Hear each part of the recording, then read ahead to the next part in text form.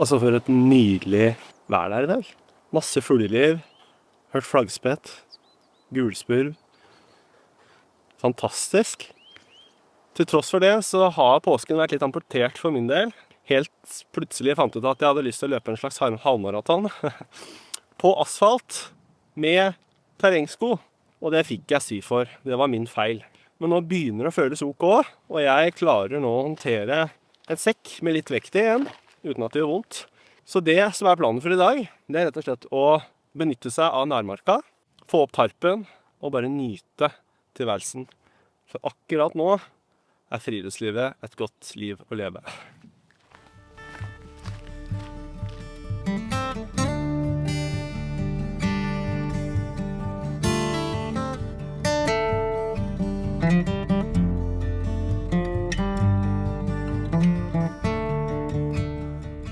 Det er fantastisk nå. Mange plussgrader på dagen. Fortsatt minus på natta, i hvert fall når det er høytrykk og klarvær. Det er utrolig fint.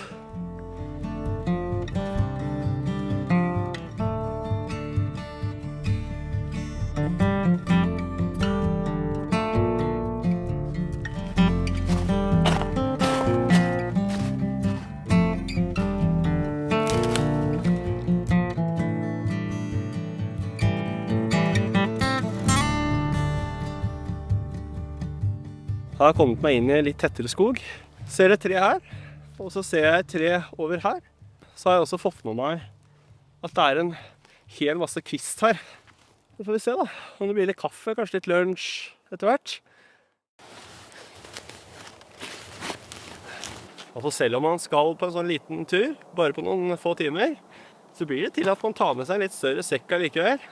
Alt under 60 liter, bare tull.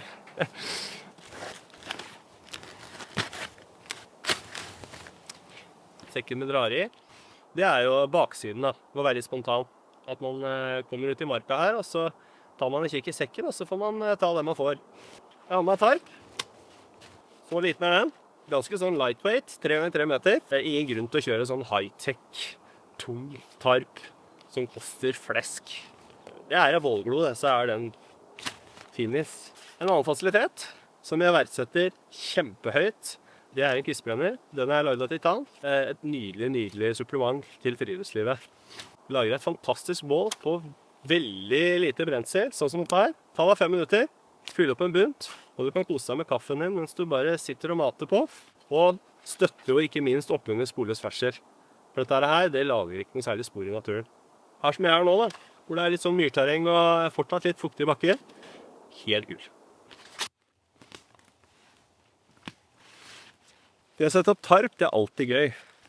For de blir aldri likt noen gang. Det blir alltid et nytt oppsett hver gang.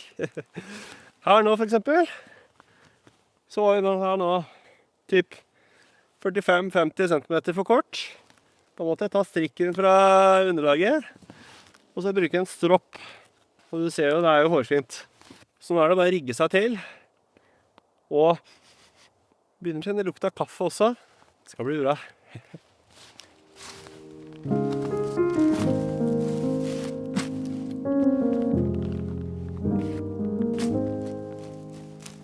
Det er nesten litt i overkant koselig. Så kan man jo ikke bare ligge her heller, for jeg må jo ha noe kaffe. Samle inn litt kvist. Det er jo fort gjort da, men det må gjøres. Det gjør seg ikke selv. Ikke i naturen heller. Det har blåst mye i det siste, så nedfallskvist, det er det ikke manko på. Når det kommer til å fyre opp en kvistbrenner, så må man begynne i det små. Og så kan man mate på etter hvert. Kvistbrenneren krever jo ikke så veldig store kubler for å holde det gående, men det krever hyppighet. Man må mate ofte. Og det her, det blir... Her blir det fyr. Ja, da er det allerede i gang. 10 sekunder, altså.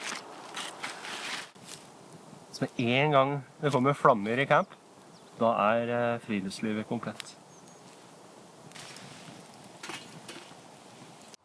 På menyen i dag så har jeg kokt opp litt pasta, det gjorde jeg i går. Så det går på tallerken. Og så har jeg kylling som er krydret med hvitløk og garam masala. Jeg er jo veldig glad i sånn typ indisk og orientalsk mat. Så det går opp i bollen. Da det bra krydder på dette fra før, men utrolig var litt ketchup i her. Og da, mine damer og herrer, så må jeg huske på å mate på der da, for ellers så slokker det jo på et sekund. Nå ser jeg at det på vei til å gjøre det.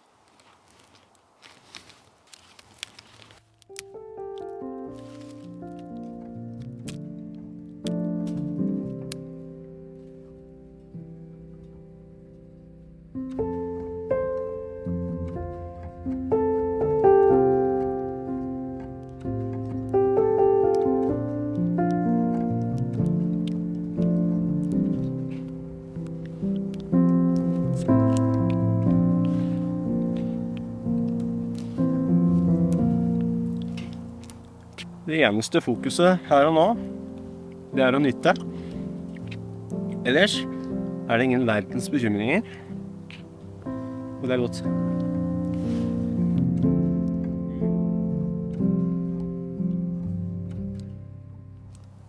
Det vært godt med en bjørnunge, men ikke i dag.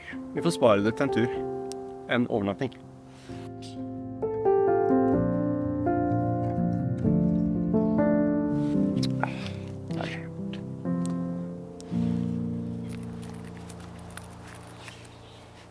Det som foregår nå, det rett og slett at mens jeg spiste, så glemte jeg helt av tid og sted.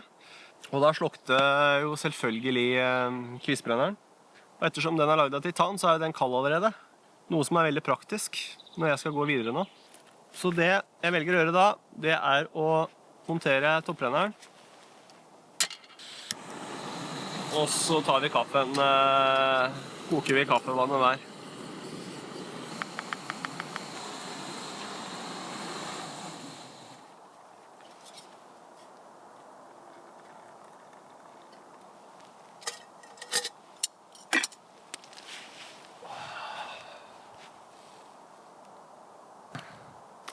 Tilfeldigvis så fant jeg en Kvikk Lunsj på vei ut døra hjemme, gitt.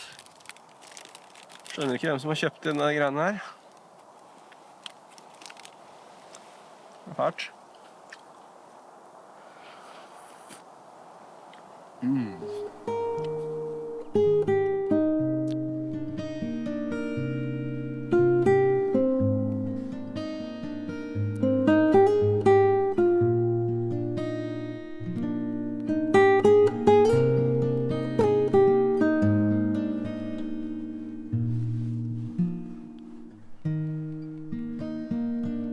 Mat og kaffe og sjokolade inntatt. Mulig jeg har noe rundt munnen også. Ok, da har vi kommet dit hen at vi må begynne å ta ned campen faktisk, rigge ned camp her. Når man koser seg, vet du, så tida løper fra det, altså. Så da det å starte med tinga under herne, og så avslutter vi med å pakke ned tarpen. Det var jo fantastisk deilig å bare stå her i sola. Ja, men det kommer flere muligheter. Men akkurat nå må vi faktisk komme oss hjem.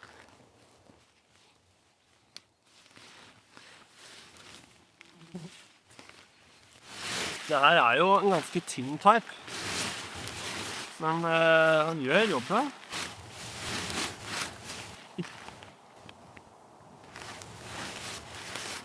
Trenger ikke å komprimere denne her så innmari. Jeg vet ikke om dere har sett på en tidligere film, men jeg så innmari frustrert over disse hosene som følger med tarpene, og de alt for små.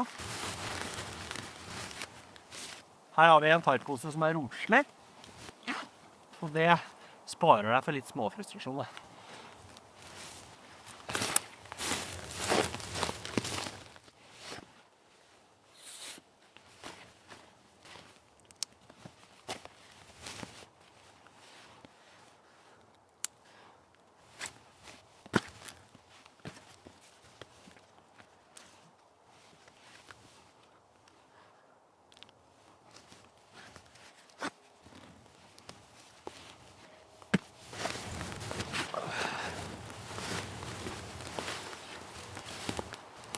Da var det klart for hjemreise.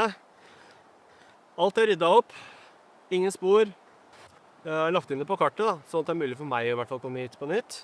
For det var jo egentlig et ganske koselig sted. Kjempekult at du fortsetter å følge, like, dele, abonnere. Setter kjempestor pris på det. enn så lenge. Ses neste gang.